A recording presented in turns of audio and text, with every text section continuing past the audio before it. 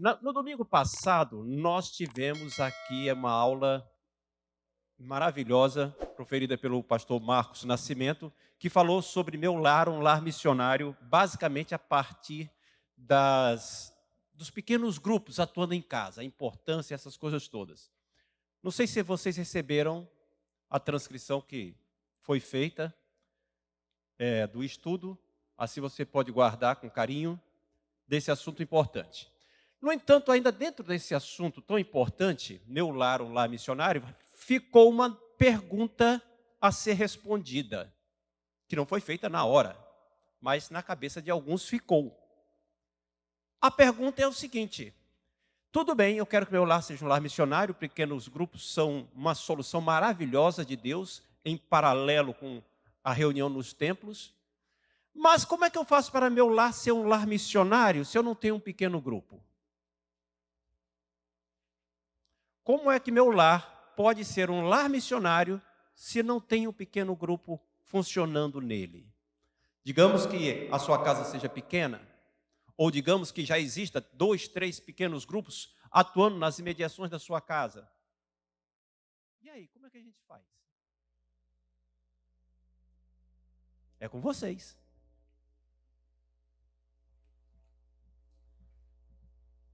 Eu tenho certeza que vai sair alguma coisa.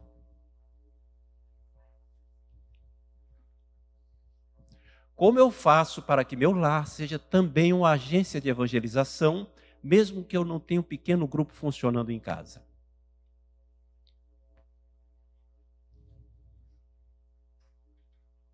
Uma das possibilidades é eu sair do meu lar, não é? Eu saio do meu lar e vou fazer uma visita a um amigo, enfim, e envolvo a minha família, vamos fazer um piquenique e vamos aproveitar aquele momento e fazer uma orientação missionária naquele. Olha aí, começaram a surgir ideias. Meu testemunho perante os vizinhos. O que quer dizer testemunho perante os vizinhos? Testemunho de vida não evangeliza ninguém. Não. Testemunho de vida é apenas um comportamento. Um comportamento não diz que a pessoa é pecadora e precisa de salvação.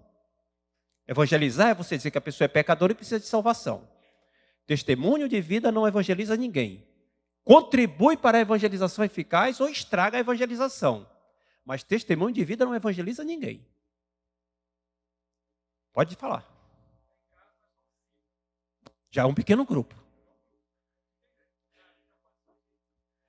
Vamos pegar essas duas deixas aqui, ou essas 3 deixas aqui, do pastor Eliseu, da irmã Ana e do irmão Hélio. Vamos pegar apenas essas 3 deixas. A primeira coisa que nós temos que fazer para tornar nosso lar um lar missionário, mesmo que não tenha um pequeno grupo, é se preocupar com isso. É nós nos preocuparmos com isso. É nós orarmos sobre isso. Senhor, eu quero que minha casa seja uma embaixada do reino dos céus. Eu quero que minha casa seja uma agência missionária. A primeira coisa é isso. Então você vai orar por isso. Amém? Então diga assim: eu vou orar para que minha casa seja um lar missionário. E ore. Peça orientação a Deus. A segunda coisa que tem que fazer é tomar iniciativas. Por exemplo, a do pastor Eliseu aqui que ele sugeriu. Você manter contato com a vizinhança, a par do que a irmã Ana Lemos sugeriu. Você manter contato com os vizinhos. Quem tem crianças é ótimo. Convida os amiguinhos dos filhos para vir lanchar em casa. E faz sempre uma oração. Sempre. Olha, nós somos cristãos, nós vamos agradecer a Deus agora pelo alimento. Se for um vizinho adulto, você diz assim: olha, nós somos cristãos, eu gostaria que nesse momento aqui, você se importa se nós fizermos uma oração?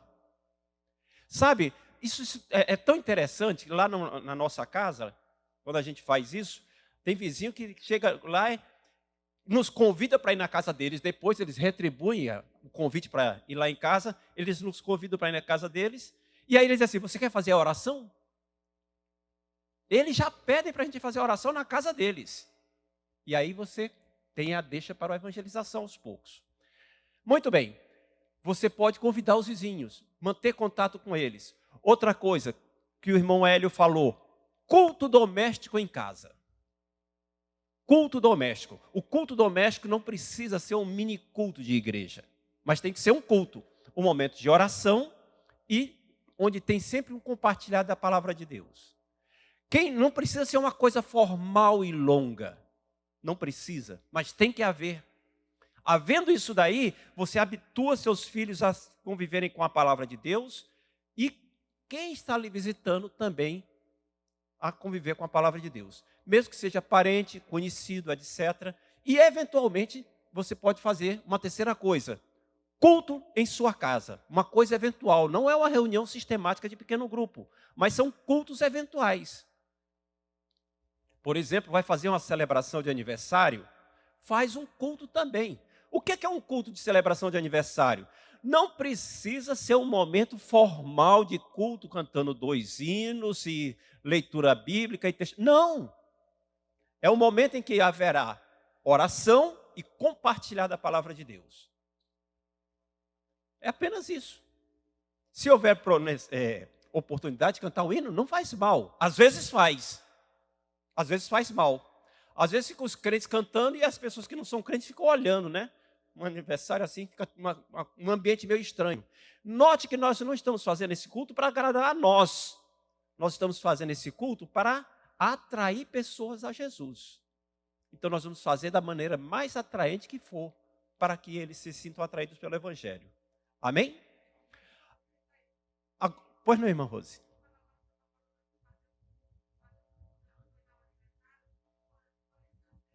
Foi isso que eu fiz o ano passado. Aí eu senti de Deus, eu fiz um culto lá em casa, convidei as irmãs, a irmã Marcela também foi. Aí eu aproveitei e convidei uma das patroas minhas, que eu limpo a casa dela, uma pessoa americana que estava muito assim para baixo mesmo, precisando, sabe? Esse foi o áudio, eu convidei ela. Ótimo. Ela viajou 1h10 com 3 crianças, foi lá no meu apartamento, simples e humilde, entrou. Aí, só que ela só fala inglês. Precisou de um intérprete. A irmã Marcela foi intérprete e a irmã Ana Cláudia pregou. Sei que foi tremendo. E até hoje ela fala que gostou demais. Aí eu fico passando hinos para ela em inglês. Ela fica se alimentando e foi tremendo. E essas visitas sempre eu estou fazendo lá no prédio. Tem umas 2 famílias que sempre me procuram. Aleluia. Aí eu falo para vir na igreja, eles não querem conta com a igreja. Aí eu entendo, entendeu? Aí eu vou lá, levo a palavra, converso com eles, mas devagarinho a semente está sendo plantada. É exatamente isso. É uma atitude proativa. É você ir descobrindo maneira de influenciar as pessoas para a evangelização. Amém? Muito bem. Isso aqui é da semana passada, mas temos uma aula hoje, não é? A aula hoje, vocês têm o segundo papelzinho que foi distribuído para vocês, vai ser o encerramento do trimestre.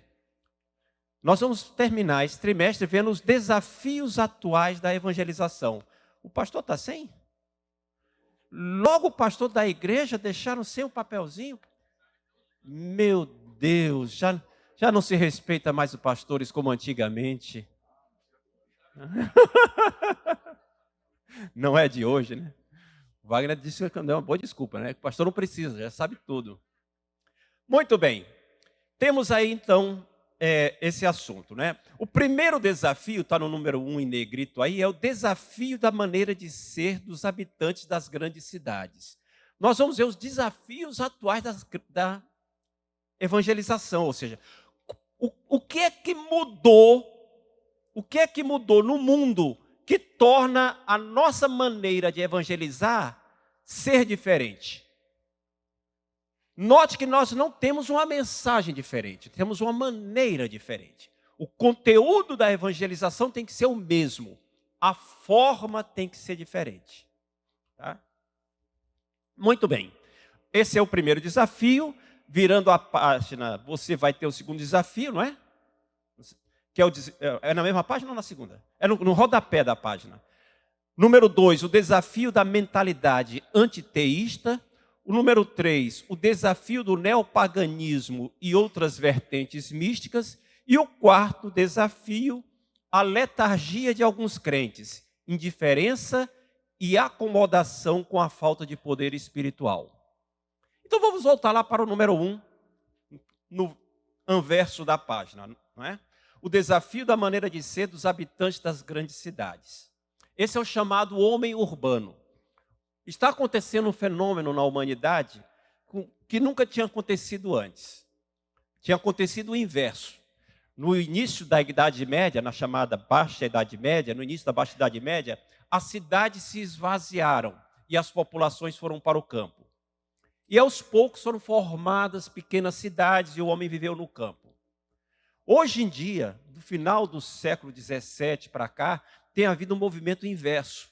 As populações estão saindo das pequenas cidades e do campo vindo para as grandes cidades, ou as pequenas cidades estão se transformando em grandes cidades.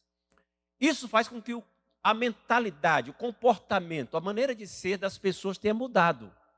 Nesse gráfico que vocês têm aí, vocês estão vendo como está crescendo a população das grandes cidades em relação ao mundo como um todo. Por exemplo, eu olhando para cá, aqui assim, desculpe a indiscrição, tá? Mas dá para supor que a maioria das pessoas aqui nasceu antes de 1990. Desculpe ser indiscreto. Mas eu penso que a maioria de vocês nasceram antes de 1990. Nesse gráfico, se você for olhar 1990, você nota que 48% da população do mundo é que vivia em cidades grandes. Ou seja, 1990 é quantos anos atrás? 28 anos. 29 anos. Ou seja, menos de 30 anos atrás, menos de 50% vivia em grandes cidades. Daqui a 4, 5 anos, mais de 75% vai viver nas grandes cidades. Está aumentando tremendamente a quantidade de pessoas nas grandes cidades.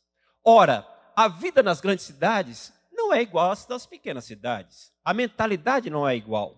As características das pessoas são diferentes, que você vai ver aí na letra B. Por favor, o que tem esses números em algarismos romanos? Vocês podem ler o que é que tem a primeira sentença do número 1? Ou seja, a família nuclear substituiu a grande família. Perda de influência da família nas decisões, fragilidade ante a infidelidade conjugal. O ser humano da grande cidade ele se tornou egocêntrico. Ele vive voltado para si mesmo, para seus desejos, suas necessidades, suas ambições, seus objetivos de vida. Ele não liga muito para o que os outros pensam ou querem. Ele é um individualista. Ele ou ela. E aqui nós temos que fazer uma pausa. Nós somos influenciados por isso. Por essa mentalidade, tendemos a ser assim também. No nosso caso, isso é diminuído porque nós temos uma convivência com o Evangelho. E o Evangelho nos obriga a ser diferente. Mas nós lutamos com isso também. Isso também nos atinge. Tanto é que quando você escuta muitas vezes a pessoa diz assim, não, mas eu estou assim, eu sou assim, eu gosto de ser assim. Alguém já ouviu algo parecido com isso? Ou seja, o que importa é o que eu quero, o que eu penso, o que eu sou. Os outros, não. Nesse momento aí, nesse ambiente, a família vai perdendo espaço. A família, grande família, pais, avós, tios, etc., que era um núcleo, quase que um clã, tinha influência na vida das pessoas, vai perdendo espaço. E vai se resumindo a família nuclear, pai, mãe e filhos. E aos poucos só ficando um casal. Os filhos ficam isolados e algumas culturas, como aqui nos Estados Unidos, os filhos são quase que expurgados do lar. Um cuidado tremendo com as crianças até 12, 13 anos, a partir daí indiferença, 18, 20 anos, olha, você tem que procurar a sua vida. É uma característica do mundo atual. Qual é o que tem no número 2? Abandono de valores tradicionais, como religião, padrões morais, vida familiar mais relaxada. As pessoas estão abandonando seus valores tradicionais. A depravação da moralidade e costumes é maior numa grande cidade, por causa do relativismo ético, corrupção, prostituição, pequenos e grandes roubos, etc. Todo mundo sabe disso. É uma influência que existe. O que é que tem no número 3? O que é pragmatismo? Pragmatismo é buscar aquilo que ele pode trazer benefícios práticos. Se está dando certo, eu quero. Se isso funciona, vai ser assim. Pouco importa se tem bons resultados a longo prazo ou não. Pouco importa se é o que a sociedade aprova. Pouco importa se é correto ou não. Funciona, está dando certo. E as pessoas partem para essa prática e incorporam isso também no comportamento religioso. Acender 5 velas em cima da porta e bater a porta 3 vezes faz com que a pessoa fique curada de asma. Então eles fazem isso. Hein? O irmão Silvio parece que entende do assunto. Estão entendendo? As pessoas não estão interessadas no que é certo ou errado, no que é bom ou mal. Elas estão interessadas no que dá certo. O que é que funciona? O que é que atende meus objetivos? Essa é uma característica.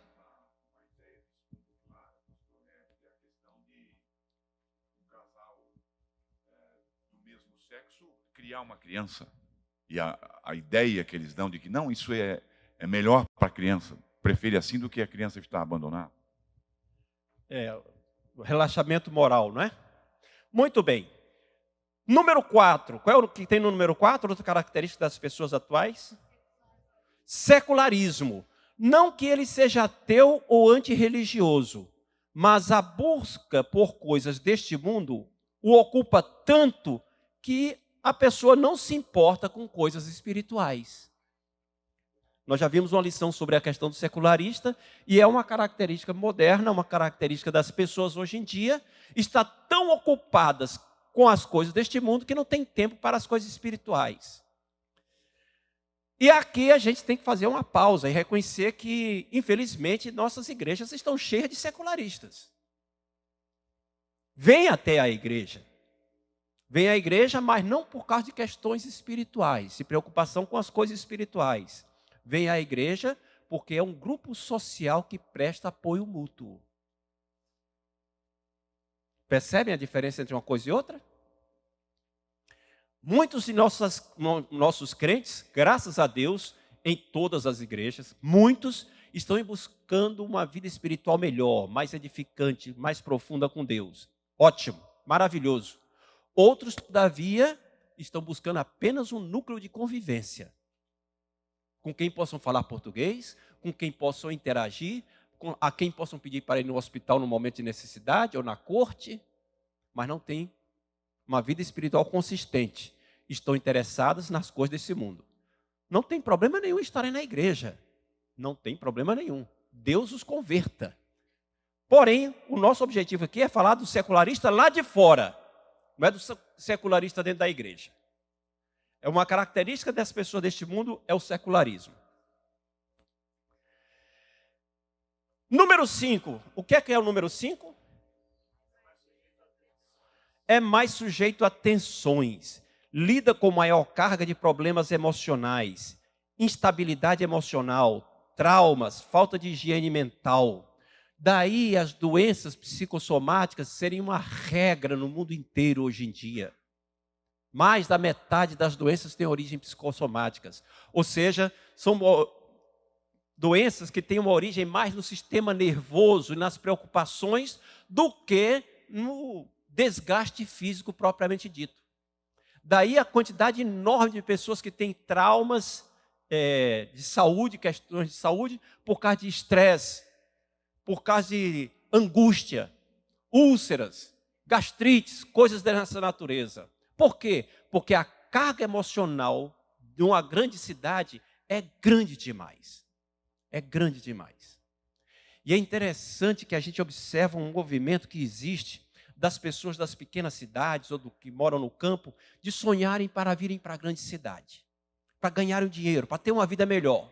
Muitos deles vêm, se instalam numa grande cidade, aí começam a prosperar. Só que aquilo provoca um desgaste emocional muito grande, provoca um trauma muito grande. Aí a pessoa começa agora a perceber que ela tem que ter lazer. Aí começa agora a trabalhar para ter uma casa do campo, para voltar para a casa do campo para poder descansar. não é? É um outro sinal da vida nas nossas grandes cidades. Falta de higiene mental. As pessoas cansadas, com a cabeça cansada pelo volume de informações que chega, a quantidade enorme de decisões que tem que tomar o tempo todo. Pois não?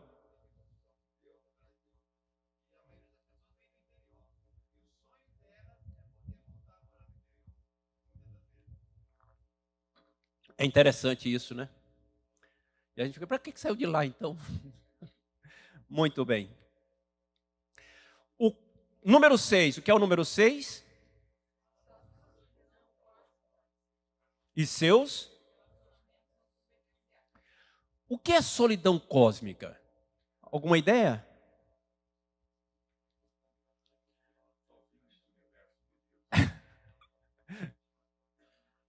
Como é que é? É ficar sozinho nesse universo de Deus? Como um astro. Na verdade, solidão cósmica é um tipo de solidão que atinge as pessoas das grandes cidades. Ele está no meio da multidão, mas se sente sozinho.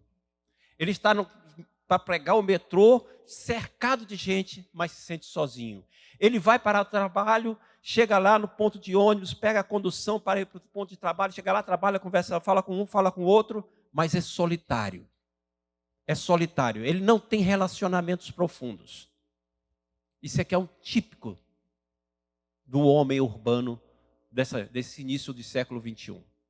As pessoas estão sozinhas. E algumas se sentem tão angustiadas que enveredam pelas drogas, bebidas e outras coisas assim. Cercado de gente. Cercado de gente. E isso começa até mesmo a entrar dentro dos lares das pessoas. As pessoas ficam sozinhos em casa. Às vezes, elas têm até uma família relativamente grande. São 4 em casa, às vezes 5. Que é uma família relativamente grande para os padrões atuais. Mas ele está sozinho. Ele está no seu quarto, tem a sua televisão, ou ele tem os seus assuntos, ele chega em casa e não fala com ninguém, porque ele se acostumou a ser sozinho. E o ser humano sente falta de companhia. Aquilo que Deus disse, que não é bom que o homem esteja só, continua sendo verdade. A solidão cósmica o afeta. Muito bem. Os relacionamentos são superficiais. É interessante, não é? Mesmo no caso das mulheres. Mesmo no caso das mulheres. E as mulheres, muitas delas levantaram os olhos assim, estavam com os olhos baixos para a folhinha, quando eu falei isso. As mulheres têm uma facilidade maior de interagir do que os homens. Até aqui, novidade nenhuma. Não é? Os homens se acostumam a conviver durante meses e até anos e ninguém sabe detalhes da vida do outro. Sabe até que é casado, sabe o nome da mulher às vezes, mas não sabe maiores detalhes. Né? Mulher tem uma facilidade maior de interagir. Você conversa com a mulher, ela senta lá para fazer a unha ou o cabelo, depois de 2 minutos ela já contou a história do dia todo, os traumas que teve com o marido, aquilo tudo. Muito bem. No entanto, isso tudo é da boca para fora. Isso tudo é da boca para fora. Essa pessoa que está falando dessa maneira, ela não tolera, mesmo no caso de uma mulher, ela não tolera que outra pessoa se meta na vida dela. Não tolera. E se a outra pessoa quiser se meter, ela acha chato, acha ruim. Por quê? Porque ela não dá liberdade para ninguém, e não tem que dar mesmo. O outro é estranho. O outro é isolado no mundo dele, como é que vai dar palpite na sua vida? Mas o fato é que isso aí tudo torna os relacionamentos cordiais, a maioria das vezes, porém superficiais. Dentro da igreja, a realidade tende a ser diferente, porque nós somos irmãos em Cristo. Nós compartilhamos nossas angústias uns com os outros, nós compartilhamos nossas necessidades, nós oramos uns pelos outros. Pelo menos é isso que a Bíblia nos ensina a fazer e nós vamos tentando. Só que nós lutamos contra a tendência de ser iguais lá de fora, que nós somos influenciados por essa maneira de ser. Mas temos que lutar. Isso é no número 6. No número 7, o ambiente é altamente competitivo, o ambiente onde essas pessoas vivem. Luta pelo emprego, insegurança, habitação cara e precária, muito tempo consumido em transportes. Isso aqui não tem nem como fugir. É dentro da igreja e fora da igreja. Não é verdade? Número 8. O homem urbano, a pessoa das grandes cidades, ele é seminômade quanto aos hábitos habitacionais. O que quer dizer isso? Nômade é uma pessoa que não se estabelece em lugar nenhum. Né?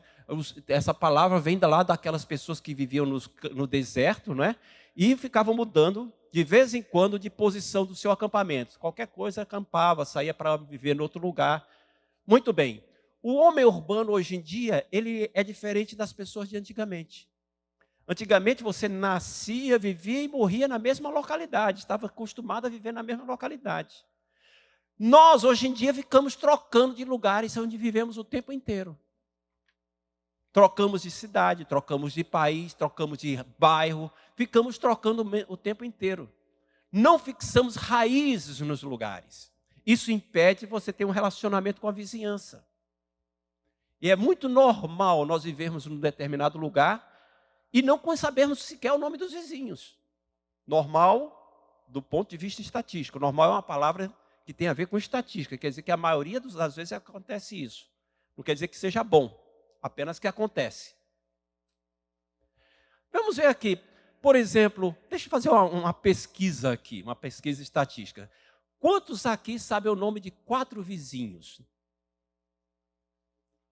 1, 2, 3, 4, 5, 6, 7, 8. Quase da rua toda. Ou seja, nós somos aqui mais ou menos uns 25, 30, e só 7 ou 8 sabem o nome de 4 vizinhos. Você nota como é raro nós termos raízes no lugar onde nós estamos. Quantos aqui moram há mais de... não, mas nós somos imigrantes, não serve. Eu ia perguntar quanto tempo vivem no mesmo lugar. Não serve. Mas nós trocamos de cidade. Somos seminômades. É uma característica do mundo moderno. Finalmente, vazio existencial. Vocês podem completar?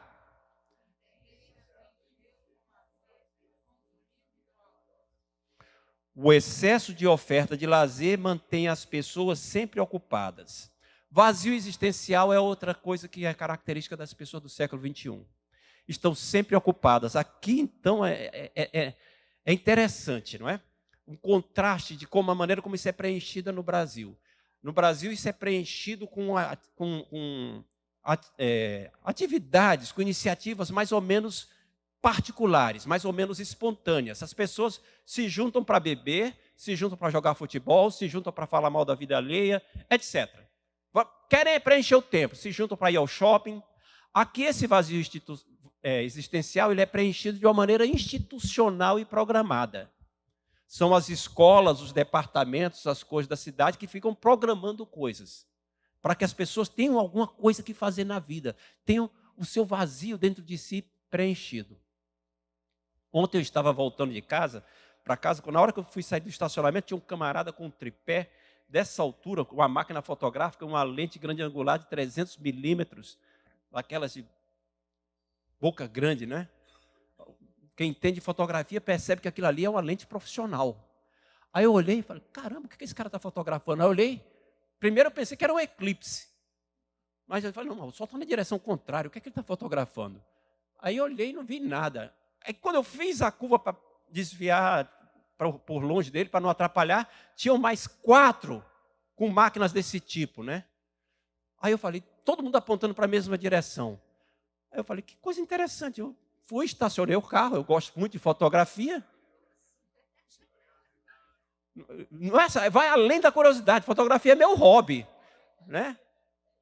É meu hobby, eu gosto de fotografia, eu dei aula de fotografia, fiz cursos de fotografia.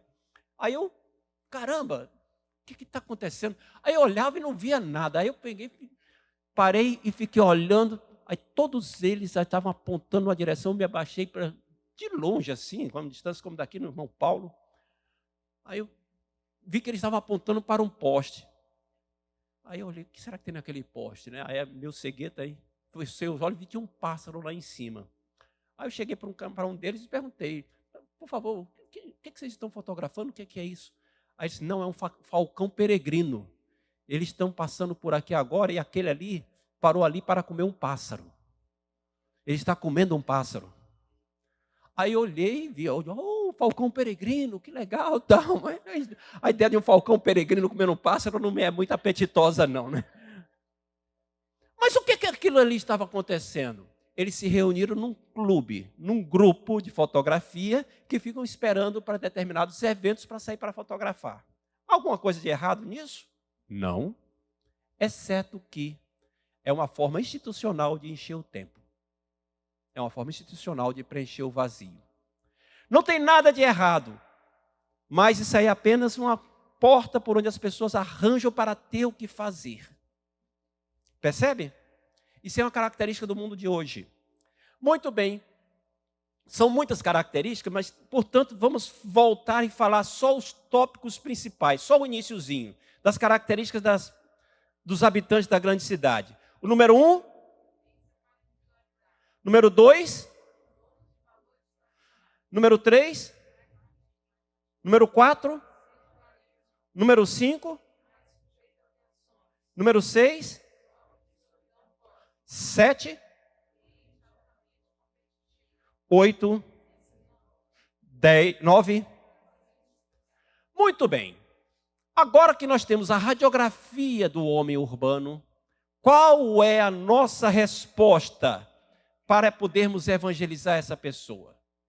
Agora que nós sabemos como ele é, temos o diagnóstico, como nós podemos fazer para evangelizar essas pessoas? As respostas estão na letra C. Mais do que tudo, ser fiel à mensagem essencial do Evangelho. Qual é a mensagem do Evangelho? Lucas, capítulo 19, versículo 10. Alguém sabe decorado?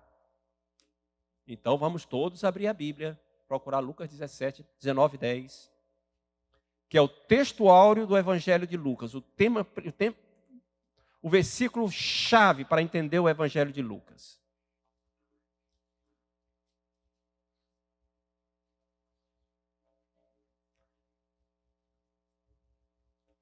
Alguém encontrou?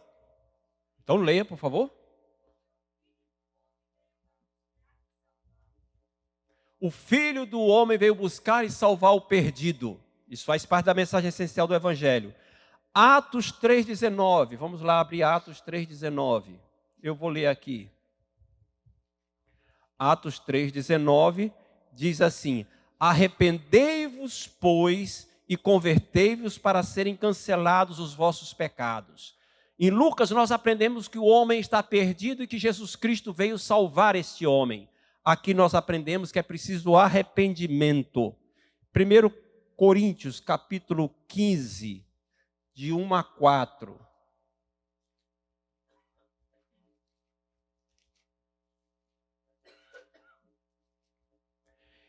Isto, irmãos, venho lembrar-vos o evangelho que vos anunciei, o qual recebeste e no qual ainda perseverais, por eles também sois salvos se retiverdes a palavra, tal como vou-la preguei, a menos que tenha escrito em vão. Tudo bem, Paulo, mas qual é a palavra, afinal de contas? Você está com muitos prolegômenos. E aí ele diz: antes de tudo eu vos entreguei o que também recebi, que Cristo morreu pelos nossos pecados, segundo as Escrituras, e que foi sepultado e ressuscitou ao terceiro dia, segundo as Escrituras. Essa é a mensagem essencial do Evangelho. Nós podemos até dizer para as pessoas, como forma de atraí-las, que o Evangelho, a mensagem do Evangelho, que Jesus Cristo vai abençoar a pessoa para que ela tenha paz interior. Nós podemos até dizer para as pessoas que Jesus Cristo vai fazer com que ela tenha mais graça de Deus na sua vida de família. Nós podemos até dizer para as pessoas que a graça de Deus virá sobre ela para ela ser uma pessoa mais abençoada. Tudo isso está certo, mas não podemos parar por aí. A mensagem essencial do Evangelho é: o homem está perdido, precisa se arrepender e crer que Jesus Cristo morreu por ele e ressuscitou. Antes de tudo, na evangelização do homem urbano, nós temos que ser fiéis à mensagem essencial do Evangelho. O que é a mais é apenas para atrair as pessoas. Esse aqui é o ponto central. Número 2.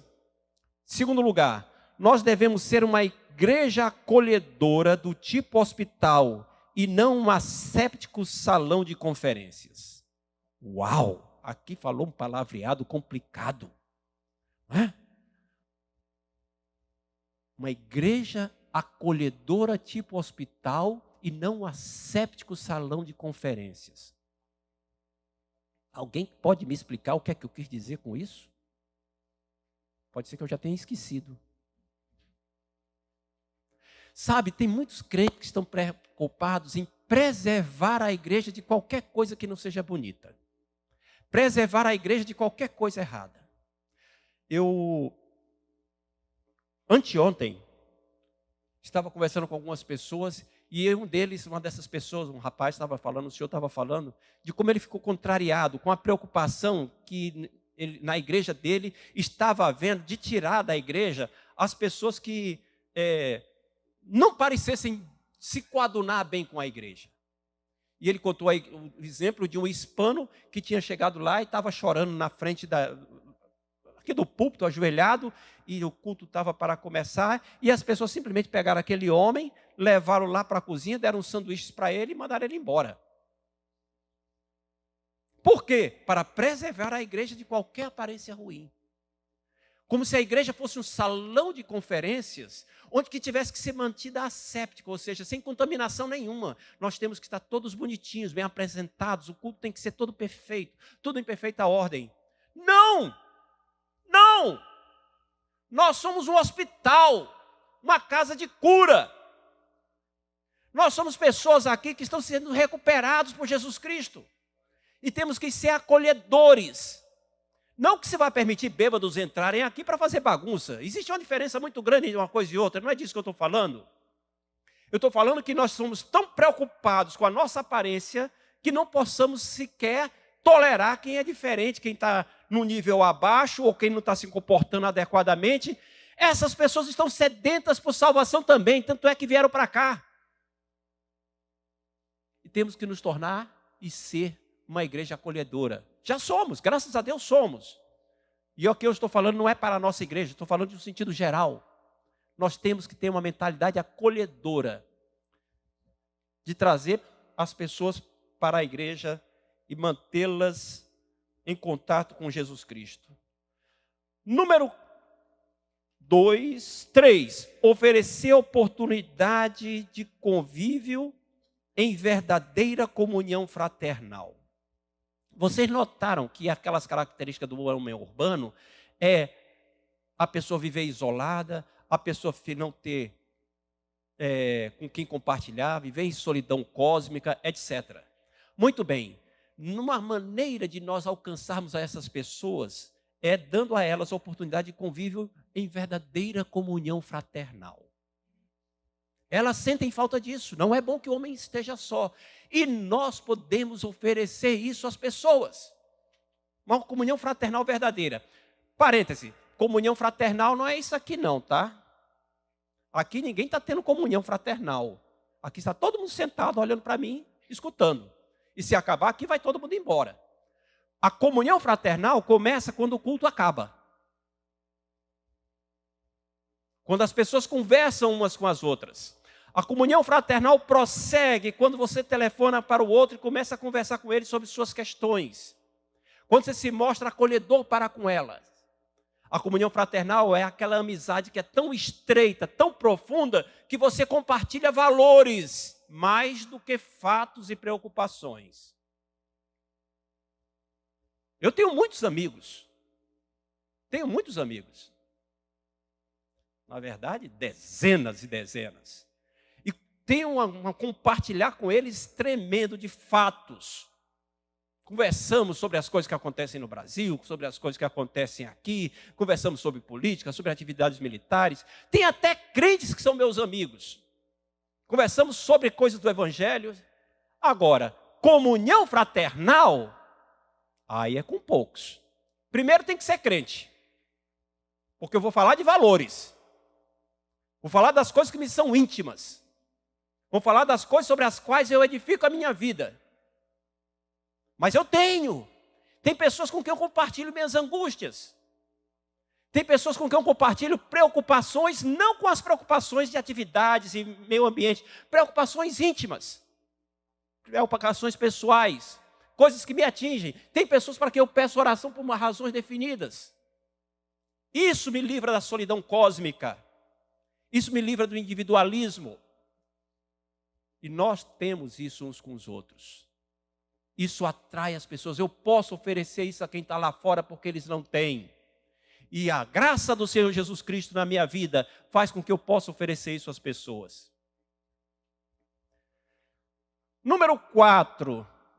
Demonstrar em nossas vidas os valores do reino de Deus vivenciados na alegria do Espírito Santo. O homem secular, ele perdeu a noção de valores. O homem urbano do século 21, ele tem valores relativizados. Relativizados quer dizer que tudo depende. Se é certo ou não é certo, não é um padrão absoluto. Se é certo ou não é certo, depende do que ele acha no momento. Depende do que os entendidos dizem.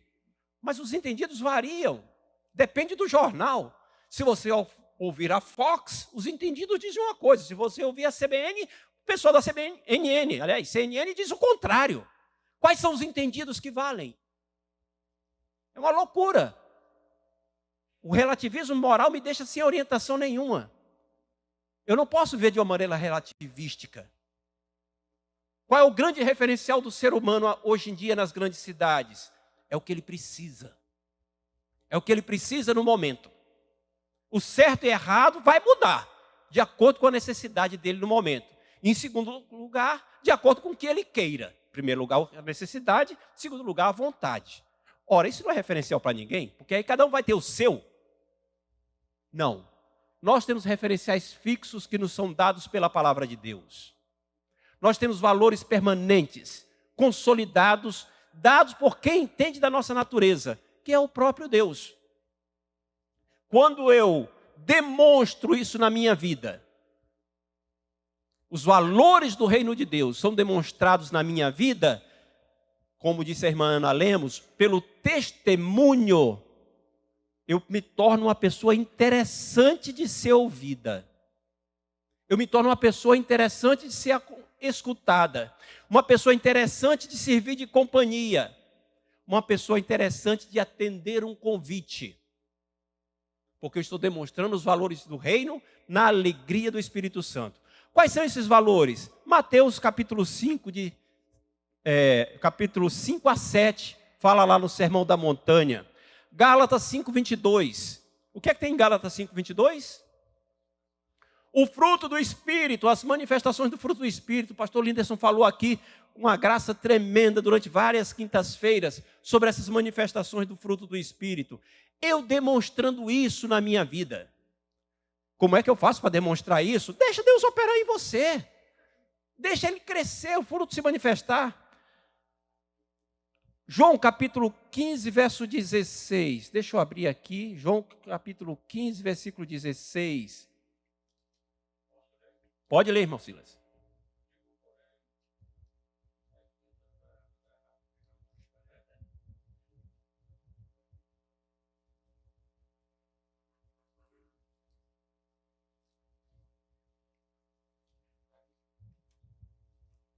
Não me escolheste vós a mim, mas eu vos escolhi a vós, e vos nomeei para que vades e deis fruto, e o vosso fruto permaneça, a fim de que tudo quanto eu em meu nome pedir ao Pai, Ele vos concede. Vos conceda. Ou seja, dar frutos, demonstrar aquilo que é do reino de Deus. E aqui é interessante, não é? É interessante isso aqui.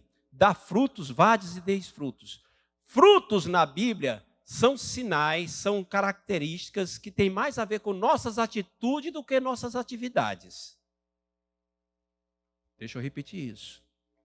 Fruto na Bíblia, fruto no Novo Testamento, quando fala em dar frutos, tem mais a ver com nossas atitudes, bondade, amor, paz, longanimidade, mansidão, do que com nossas atividades. Arrumar a igreja, frequentar, fazer o culto, arrumar a cortina, servir comida. Essas coisas são atividades, não são frutos. Não precisa ser ao invés. É o ser em primeiro lugar e o fazer como uma manifestação do ser. Amém? Ficou complicado, gente? Eu estou meio filosófico hoje. Às vezes eu dou uma voada assim. Mas, amém? Fruto é isso. Muito bem, eu posso demonstrar isso na minha vida. Isso tudo na alegria do Espírito Santo. Por exemplo, Atos 2,46. Deixa eu ler para você aqui. O livro de Atos na minha Bíblia está depois de João. Está aqui, achei. 2,46.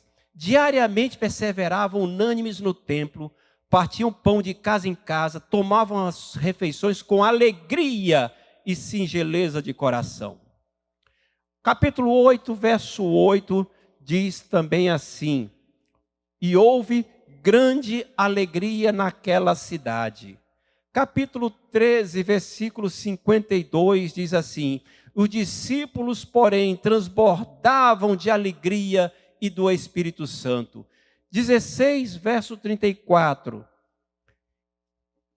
Então, levando-os para a sua própria casa, pôs-lhe as mesas, e todos os seus manifestavam grande alegria por terem crido em Deus. E por aí vai. É bem verdade que Lucas é meio suspeito, né? Lucas fica falando de alegria o tempo todo. O evangelho de Lucas é cheio de alegria, Atos é cheio de alegria. Mas a culpa não é de Lucas. O mérito é do Senhor Jesus Cristo, que enche de alegria aqueles que creem nele. Aleluia! E nós podemos manifestar essa alegria.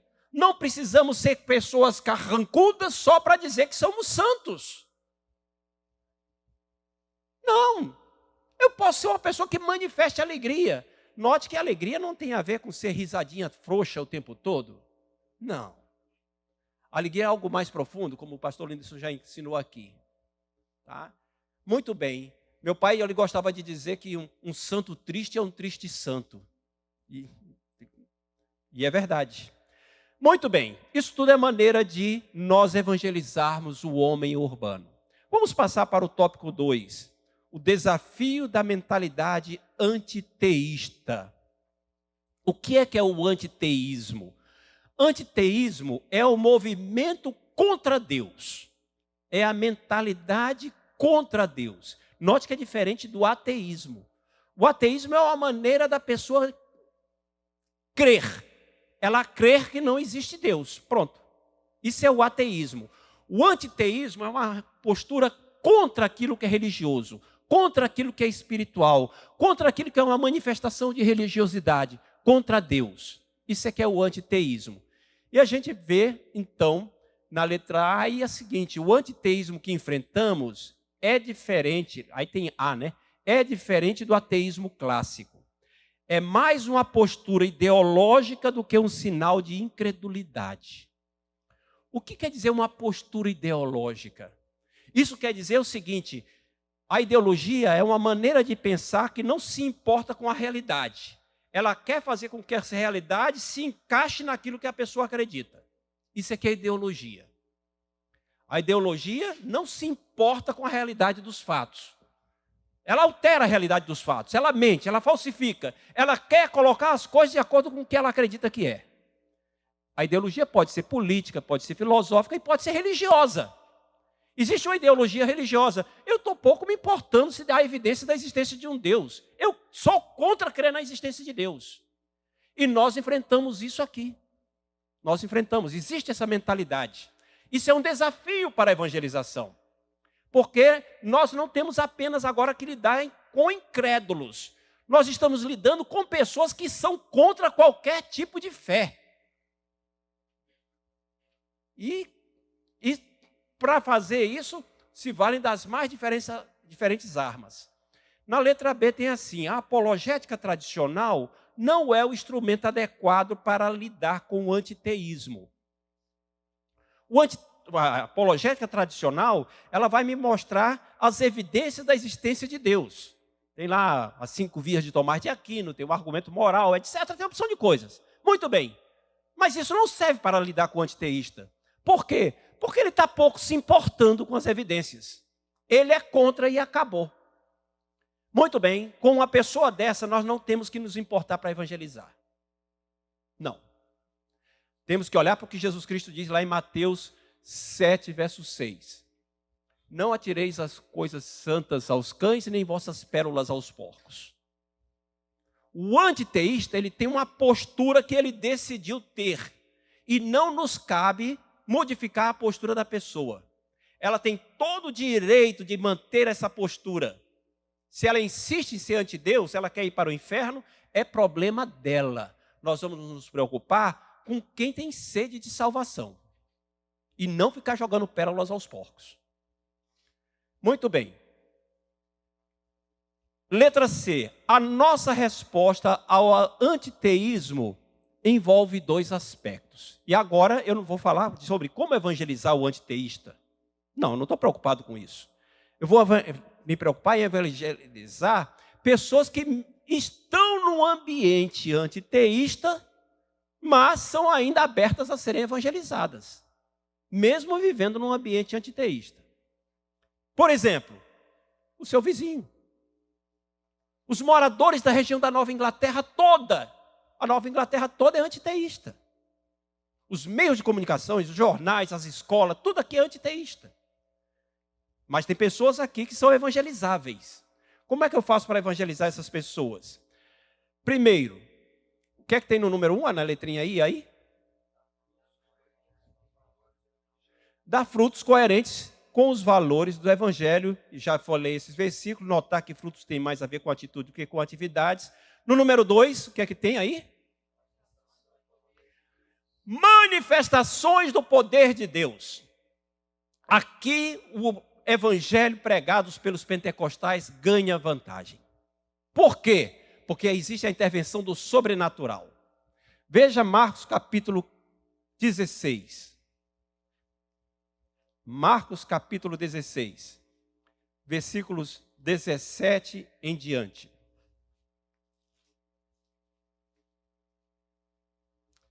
Marcos 16, 17 em diante. Estes sinais hão de acompanhar aqueles que creem. Esses sinais vão acompanhar quem? Aqueles que creem. Se alguém não crê, tem determinados evangélicos que não creem, infelizmente. Então esses sinais não vão acontecer na vida deles, porque eles não creem. Agora, se você crê, isso aqui vai acontecer na sua vida. Você pode ser uma pessoa dessa que vai operar esses sinais aqui. Em meu nome expelirão demônios, falarão novas línguas, pegarão em serpentes, e se alguma coisa mortífera beberem, não lhes fará mal. Se impuserem as mãos sobre os enfermos, eles ficarão curados. Promessa de Jesus Cristo. Versículo 19 e 20. Cumprimento da promessa de Jesus Cristo, início do cumprimento. De fato, o Senhor Jesus, depois de lhes ter falado, foi recebido no céu e assentou-se à destra de Deus. E eles, tendo partido, pregaram por todas as partes, cooperando com eles o Senhor e confirmando a palavra por meio dos sinais que se seguiam. Aleluia! Isso daqui é que é o complemento da minha mensagem aos secularistas. Operação do poder de Deus. Como é que é isso na prática? Isso na prática, você se oferecendo para orar pelas necessidades deles.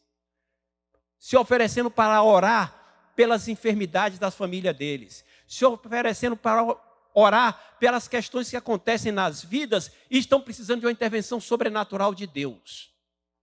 É você ter a certeza de que Deus vai operar por meio da sua oração. Porque você é um servo de Jesus Cristo. Você é servo do Deus Altíssimo e utiliza o nome de Jesus. E a sua oração tem poder. Amém? Nós podemos fazer isso, devemos fazer isso. Paulo estava lá em Atenas, no meio lá antissecularista, no meio lá completamente pagão, lá em Atenas. Depois ele foi para Corinto, e em Corinto ele evangelizava. Em Corinto tinha um templo lá na Acrópole de Corinto, um templo oferecido lá ao Deus lá da região, que cabia mais de 800 pessoas lá dentro. Só prostitutas cultuais havia mais de 1000. Muito bem, o que é que Paulo disse? É o seguinte: evangelizava? Qual era a maneira de Paulo? Ele disse, olha, a minha maneira de pregar para vocês não consistiu em sabedoria humana, mas em demonstração de espírito e poder. Nós temos que empregar o poder de Deus na nossa pregação. Temos que perceber que temos autoridade de Deus para pregar, para evangelizar, para levar a palavra de Deus que convence do pecado, da justiça e do juízo, salva o pecador, cura os enfermos, faz falar em língua, batiza com o Espírito Santo, desperta esperança para a vinda de Jesus. Nós temos essa autoridade e precisamos empregar. Muito bem, vamos adiante. Número 3, o desafio do neopaganismo e outras vertentes místicas. O neopaganismo é apenas uma manifestação do vazio que as pessoas têm de Deus nas suas almas. Eclesiastes capítulo 3, versículo 11, diz que Deus colocou o sentimento de eternidade dentro do coração humano. Todo ser humano tem um vazio dentro de si do tamanho de Deus. Ele tem a percepção da existência de alguma coisa eterna. Tem sede. E é por isso que todos os povos do mundo têm algum tipo de religiosidade. Muito bem. Só que as pessoas estão condicionadas a pensar que o cristianismo é mentiroso. Mesmo que ela nunca tenha examinado, ela é condicionada pelas escolas, pelos jornais, pelo ambiente cultural. Ela é condicionada que o cristianismo não vale a pena, é mentiroso. E aí ela tem a sede de alguma coisa, o que é que ela faz? Ela se volta por aquilo que ela tem ao seu alcance, que são as religiões neopagãs. Na letra B eu explico o que é isso.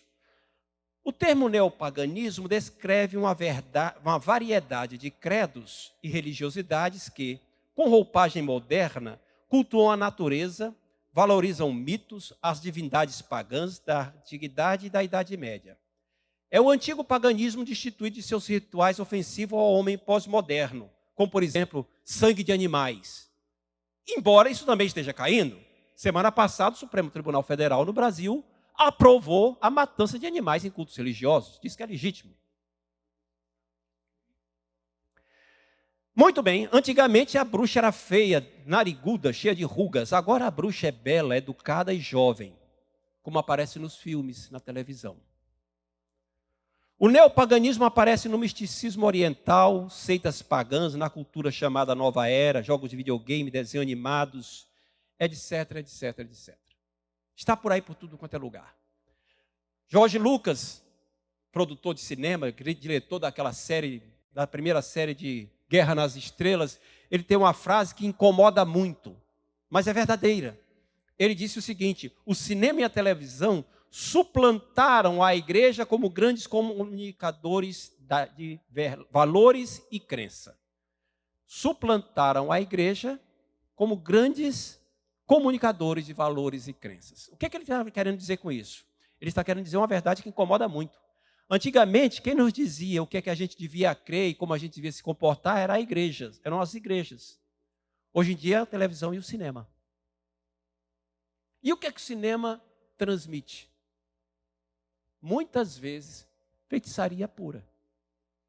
Muitas vezes, neopaganismo, sem disfarce. Muito bem, nossa resposta.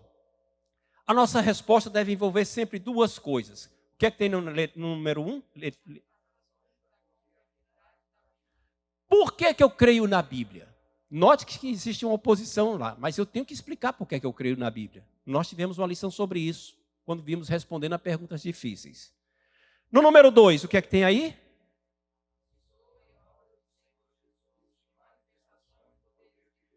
Manifestações do poder de Deus de novo. Tenho que aprender isso. Então, essas duas coisas. Mas eu quero terminar falando da letargia que atinge alguns crentes e a acomodação com a falta de poder espiritual. Esse é o obstáculo mais terrível, mais difícil de vencer para a evangelização. A letargia de alguns de nós. Alguns problemas têm levado igrejas ao hábito da introspecção eclesiástica e da ação autocêntrica. Outras palavras, essas palavras são meio complicadas, mas elas reduzem o tamanho das frases. Tá? O que é uma introspecção eclesiástica? É a igreja olhando para dentro de si mesmo. ela não olha lá para fora. Ela só olha para dentro de si, para as suas necessidades, para as suas conveniências, para se os crentes estão se desenvolvendo ou não. Ela não olha lá para fora. Ela tem uma ação autocêntrica. As ações não são centradas para a missão de Jesus Cristo, ganhar alma. A missão da igreja, todas as ações são centradas em torno das atividades da igreja. As reuniões de homens envolvem só os crentes. As reuniões de mulheres envolvem só as mulheres crentes. As atividades para casais, só os crentes. Os cultos são prioritariamente voltados para os crentes. As mensagens são para crentes. Isso é autocentrismo das igrejas. Isso é um problema. Isso acontece por quê? E eu coloquei 4 razões por que isso acontece. A primeira é a falta de visão das peculiaridades de uma cidade grande. Sabe, irmãos, nós vivemos mais ou menos defasados da nossa época de 30 a 60 anos. Nossa mentalidade de igreja é defasada de 30 a 60 anos da realidade que nós vivemos. Por quê? Porque nós fazemos as coisas da maneira como aprendemos com nossos pastores antigos, com nossos primeiros evangelistas, etc. E tendemos a imitá-los, tendemos a copiar a maneira como eles trabalhavam. E isso foi há 30 anos atrás. Só que eles trabalhavam, faziam as coisas da maneira como eles aprenderam. E isso foi há 60 anos atrás. Então, nossa maneira de agir, de interagir com o mundo, ela é defasada da realidade de cerca de 30 a 60 anos. É como se nós dissessemos, não, o mundo tem que se adequar à nossa maneira de ser para poder a mensagem surtir efeito neles. Não! Nós é que temos que adequar a nossa mensagem à maneira que eles compreendam. A mensagem tem que ser a mesma. A essência tem que ser a mesma.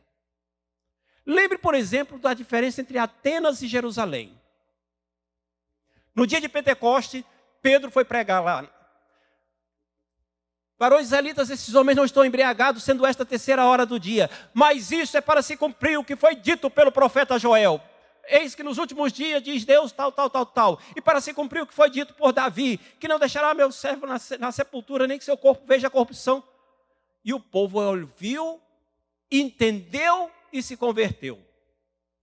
Quando foi lá em Atenas, Paulo foi falar agora, foi pregar em Atenas, não disse um versículo do Antigo Testamento. Nenhum. Pelo contrário, citou 2 filósofos gregos. Por quê? Porque aquele ali era a maneira deles entenderem. Ah, mas Paulo pregou a ressurreição em Atenas? Sim, a essência da mensagem tem que ser a mesma. O conteúdo tem que ser o mesmo, mas a forma de apresentar tem que ser coerente com o público para o qual você está falando. E nós vivemos falando uma linguagem que nosso público lá fora não entende. Nós falamos crentez, evangeliquez. Nós nos chamamos de varão. Aquilo é uma varoa de Deus. Misericórdia. Varoa de Deus? Eu estou falando aqui do que eu escuto lá onde eu vou cortar o cabelo. Tem um camarada lá, o cara corta meu cabelo, é crente, está cheio de crente lá. E esse é o linguajar lá fora. Que crentez é esse? Como é que eu espero que as pessoas entendam o evangelho eu falando uma coisa tão enigmática quanto essa? O que significa isso? O que significa dizer, fulano de tal está passando por uma, como é que eles chamam? A palavra é outra que eles... Não, está dizendo, atravessando um deserto tremendo, mas também não quer pagar o preço. Atravessando um deserto tremendo, mas também não quer pagar o preço. Já está falando mal de alguém, deu para entender isso. Mas o que quer dizer esse linguajar? Nós estamos defasados, falando, querendo, não, o mundo tem que entender a minha linguagem. Nós estamos com um comportamento acomodado, sem despertar para as necessidades do mundo. Temos que falar a linguagem que eles entendam. Desconhecimento das formas de comunicação adequada ao evangelismo urbano. 3, apego às formas tradicionais de agir. 4, falta de estratégia e métodos adequados ao evangelismo urbano. Por que nós não temos tudo isso? Porque não nos preocupamos em ter. Só por isso. Não nos preocupamos em ter. Letra B. Muitos crentes ainda não despertaram para o que Deus espera deles. Romanos 13:11 diz assim: já é a hora de vos despertar do sono, porque a nossa salvação está agora mais perto do que quando no princípio cremos. Nós estamos feito o hino nacional, dormindo em berço esplêndido. Temos boas pregações, temos bons estudos bíblicos, temos boa companhia, tem uns crentes que são meio mala, mas no geral está tudo bom. Estamos bem. É quase igual o rico insensato, né? Que farei, alma minha, regozija-te, vou construir celeiros. Estamos dormindo e as almas perecendo. As almas perecendo. Na letra C eu faço uma pergunta incômoda. O que você tem feito a partir das lições que tivemos este trimestre? Nós tivemos, desde o início de janeiro, lições falando de evangelismo. Evangelismo na família, evangelismo de secularistas, perguntas difíceis sobre evangelismo, pequenos grupos, várias coisas disso. O que é que você tem feito? O que você tem feito? Cada um dará resposta a Deus. Cada um vai responder. Eu coloquei aí embaixo assim, escreva abaixo, nessas linhas abaixo, suas decisões sobre como empregar o que aprendeu. Quais serão suas decisões hoje? Diante de Deus, pense um pouquinho. Diante de Deus, o que é que você pode decidir para tornar prático aquilo que você aprendeu? Tiago diz, para que sejais não apenas ouvintes, mas praticantes, não enganando-vos a vós mesmos. Não se engane. Para ter resultado tem que haver prática. Tem que haver prática. Eu sou contra terrorismo espiritual, sabe, irmãos? Eu fico aqui cheio de tentação de dizer assim, olha, Deus vai pedir conta para você. Eu tenho a maior tentação de ficar dizendo isso. A mão de Deus pode pesar sobre você porque você está errando o seu talento. Eu tenho muita vontade de dizer isso. Mas eu vou me conter. Vou deixar que o pastor Silvio fala. Vou me conter, vou me segurar. Mas eu quero pedir a você que desperte do sono. Que desperte a sua consciência e faça algo de prático com o que você aprendeu esses dias. Amém? Incline sua cabeça. Senhor querido, temos terminado esse trimestre, Senhor, falando sobre essas questões de evangelismo, sobre como alcançar almas. Dá um viés prático, Senhor, a isso que temos aprendido. Dá um viés prático, Senhor, a tantas coisas que ouvimos e que nos edificaram, para que possamos ser úteis, para que possamos contribuir para a salvação de almas. Usa-nos, ó Pai, usa-nos com poder, usa-nos com graça, para a glória do Teu nome, em o nome de Jesus. Amém, Senhor.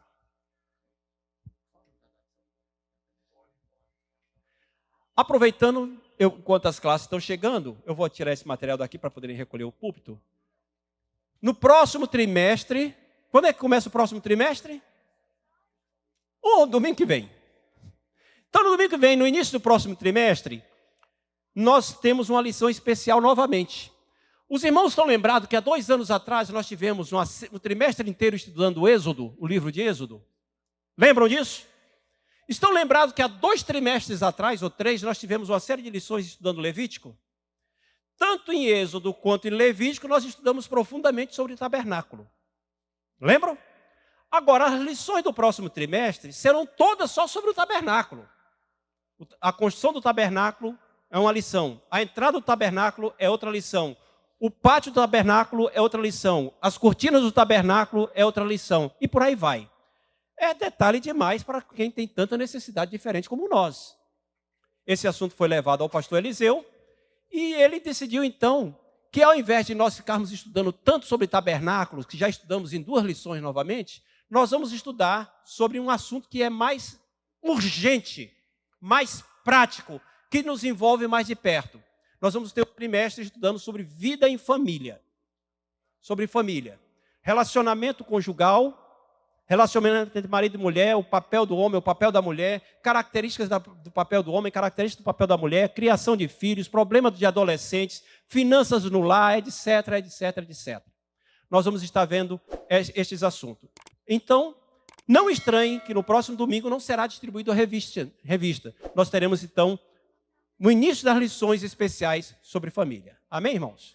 Deus nos abençoe.